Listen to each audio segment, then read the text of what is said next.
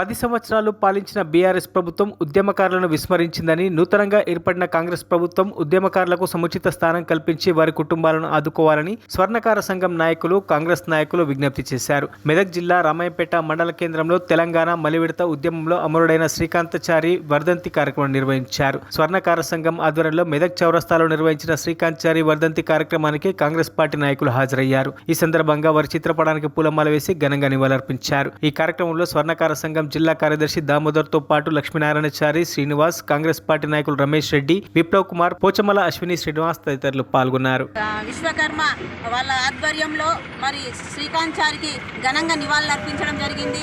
మరి 15 సంవత్సరాల క్రితం తెలంగాణలో ఎంతో ఉద్యమం ముందుకు పోతుండగా మరి ఉద్యమాలేంది, మా మీద లాఠీ చార్జీలేంది, ఇవన్నీ జరగద్దు అంటే మేము బలిదానం చేసుకుంటేనే ఈ తెలంగాణ రావాలని చెప్పి మరి శ్రీకాంతాచారి గారు సూసైడ్ చేసుకోవడం జరిగింది.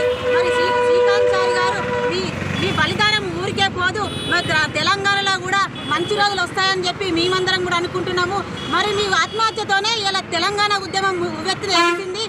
తెలంగాణ రావడానికి సహకరించి తన ప్రాణాన్ని బలిదానంగా పెట్టి ఆత్మతార్పణం చేసుకున్నటువంటి శ్రీకాంతాచారి గారికి కాంగ్రెస్ పార్టీ తరఫున, మా నాయ విశ్వబ్రాహ్మణుల తరఫున అందరం కూడా ఘనంగా 15వ వర్ధంతి సందర్భంగా నివాళులు అర్పిస్తున్నాము. ఈరోజు శ్రీకాంతాచారి గారు ఆ రోజు ఎల్బీ నగర్ వేదిక దగ్గర ఆత్మహత్య చేసుకోకపోతే తెలంగాణ మూమెంట్ ముందుకు పోకపోతుండే. ఈరోజు ఆయన ఆశయాల వల్లనే ఆయనతోటి కిష్టయ్య కానీ చాలామంది అమరవీరుల ఆశయాలతో ఈరోజు తెలంగాణ సాధించుకున్నాము. ఆ తెలంగాణ ఇంకా ముందు ఇంకా రావాలి అంటే మన అమరవీరులను మనం స్మరించుకోవాల్సిన అవసరం ఎంతైనా ఉంది.